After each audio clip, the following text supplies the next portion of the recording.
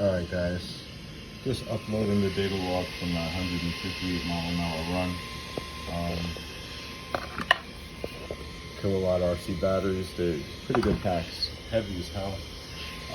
2P, 6S 2P, but yeah, they're pretty good. Cold packs, they were charged at 51.1 volts when the run started.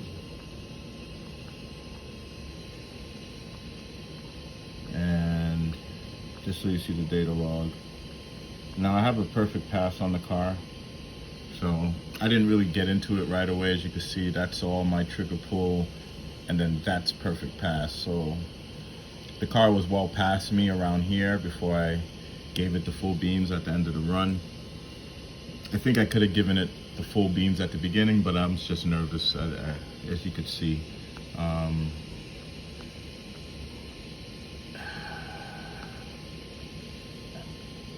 I got to 95% throttle, and the motor did about 50,300 RPMs, give or take, right? Or 5,300 RPMs, give or take, something like that. It's the 1700 kV running on 12S, so it's kind of cool. 60,000 RPMs they say, so I like to really try to push these motors to what they say they're supposed to be, you know, rated at. And the motor sounds great up there, I'm gonna tell you the truth. Only, how many amps is that? 316 amps, 317 amps at 39.9 volts. So you guys know how to do horsepower on that. Just a regular Max 5.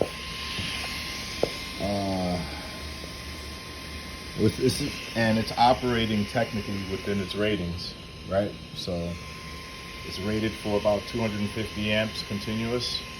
Max about what, 300 or 400, something like that, 350 maybe. And it's able to make it. It's pushing it. At 12S, it's you're giving it what it's supposed to. If you run less cells, it just doesn't make sense with that ESC. You got to run 12S on it in order to get the most out of it. And it's just a plain Jane 1700 kV. If you've seen any of my other videos, like with my Super Baja Ray, this is the same motor that was in it. I ran it with the MGM. I ran it a whole bunch of different setups. I ran it in my Low C, DBXL. So yeah, I ran it in a Limitless too, but I didn't really like it on 8S. So that's why I stopped really running it. It just, you have to do so much to it. You have to put a lot of gearing into it in order to get any real speed. You gotta heat up the packs and all that shit. And me, I don't like, when I do speed running, I kind of design all my setups around cold packs. Because that was when I first started. I realized, you know, you need to heat up packs, or you have to have a setup that will heat up, or I guess drop amperage, well, be more efficient in terms of converting. So to me, the way I look at it is, if a setup is pulling more amps, it's more efficient. It means that it's trying to spin more, I guess. So you can take that to advantage with the voltage drop and the gearing, and let it spin and do what it wants to do. And as long as the system can keep up, it should be able to pull through with low numbers, with low amp pull. And I don't know, it's a theory, but it works. You know, 158,000 square feet on a fucking Max 5. And you see the amp draw, it's not too crazy. So yeah, I just wanted to share the log with you guys. See if I can make it bigger and go through it again. So it's kind of weird, this stupid tablet, but very linear at full trigger pull with the perfect pass doing its thing. You can see the heat, and that's pretty good to me. I like the way the heat intersects. It doesn't it intersects. I like the way it intersects. I don't like the heat to over spike the system, so I like the way that all works out. It's a cold pack, so it doesn't keep its amp, it drops. It's trying though. You can see it spiking, it's trying. It's a good pack. if I was able to hold it full throttle and then let the pack recover, it would have probably given me some, I would have probably gotten maybe 55,000 RPMs out of it, maybe 52, 53,000, I'm not sure. But easy setup. Easy setup. I don't know what else to say. You can see the data logs. And I did a 144 the other day. Let's see if I can find that.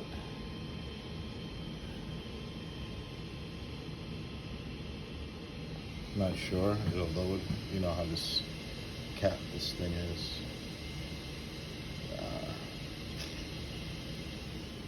Turn it off and turn it on. And that was a 10S pass. I did the 144 on. I think that was 10S.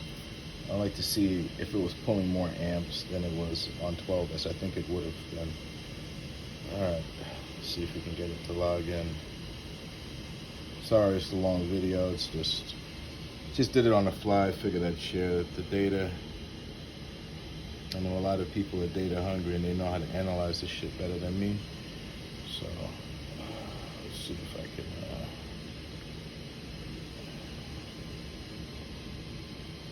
So it was the pass before then.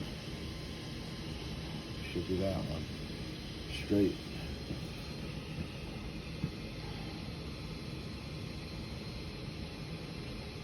And I do like the OTA when it's external to the ESC, because if you burn your ESC up, you can still see the data and see exactly what happens. When the OTA is built into the ESC and you burn up the ESC, you lose all the data. So that's the one thing I do like about the OTA. I don't know what the hell I'm looking at here. But yeah, this is 10S. And this was the first pass I did. So I would say this is max throttle, 100%. Yes, the motor got up to about 41,000 RPMs. From 10S, the voltage dropped down to 6S. Pretty much like 7S, 6S, Jesus Christ. But the ESC only pulling out 251 amps, and it cut, which was kind of freaking weird. It cut on that pass. So on the next pass is over here. The ESC didn't cut. You can see the ESC current 326, so it was a little more current than I pulled on the 12S. Voltage dropped down to 27 volts. It's crazy. Those batteries sucks. And I was at 40 something RPMs, 43,000 RPMs. The graph, it spikes, so I can't see the top level of the graph, but the start of that run was at 42 volts, so it dropped damn near 16 volts, 15 volts.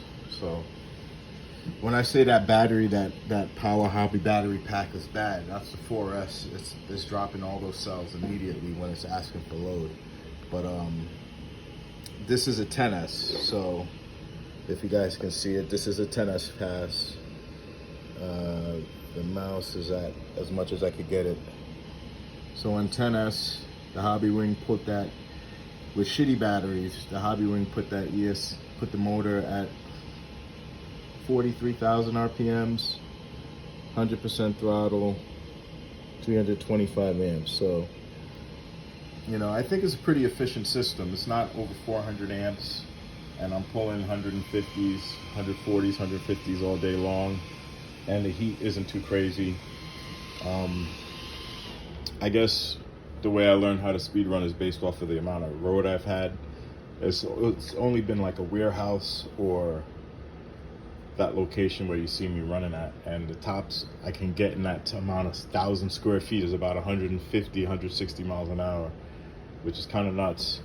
But this car, I finally got it set up to where I know for a fact that the motor and the theory is sound. So I might have to switch the ESC to the plus in order to add more gearing to this, because in theory I'm gonna have to add maybe 4 teeth I might have to go up to like a 34 tooth on this, in theory, on 12S to get where I wanted to get. And I have to cut the foams. It's just a lot. So I'm learning as I go. But yeah, I did chunk these foams. So these tires have been on this car for over a year. So it's time to go. And thanks for watching. Kilowatt RC, man, you make some good packs. Thanks for putting a different option out there, man. It helps out, and it's very affordable. So I might have to get some more packs. And this motor setup, it's just the batteries. I ran them like this, so I had to run the batteries tall ways on both ends. It fit under the body barely, but the whole issue I'm having on this side is the way I have the motor is the amount of space I have for the battery. So I might have to clock the motor and physically move the ESC down there. But like I said, I think this setup is good as is. And even on 10S with hot packs, I should be able to get way more. It shouldn't drop 40. It should drop to at least the most 32 volts from 4S. From 40 volts, it should drop to 32 volts, hot packs, and I would get a lot more than 144 than, you know what I mean? So this setup has a lot more in it. It just depends on the battery strength. So I'm gonna keep it like it and just keep exploring it before I change the ESC. So again, it's just a regular Max 5 G2. That's it, Max 5 G2. Nothing crazy. 12S, Castle 1721. I put Boca bearings in it when I first got the motor.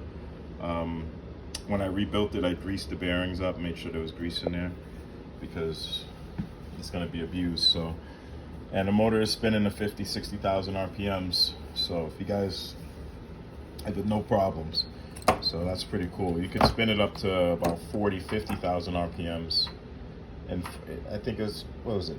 It's about 40, I think I got it in the 40s on 27 volts. So under load, getting this to 60,000 RPMs on hot 12S packs shouldn't be a problem at all. So I look forward to seeing how good this motor lasts and how much I can get out of this setup as is without changing anything. But I will be building another setup. I like this motor, so I'm going to use 2 of them and go 2 12S setups, but I think I'm going to use Mad Components ESCs so I could actually really get the gearing up. But with that much power, I don't really need to go much more gearing than I am now, and just let the motor spin and let the system be efficient. Just as long as the ESC can handle the amps and the ERPMs without blowing up, I think I'll be fine. So, all right, guys, thanks for watching. I hope you enjoyed the data and information. Hope it helps anybody who's thinking about doing a speedrun car. I'm trying to be as transparent as I can. This is a VTE 1.0. I did put the speedrun gears in there, so we did do the gears in the front and the rear. I got lockers in there. Everything else is scorched chassis.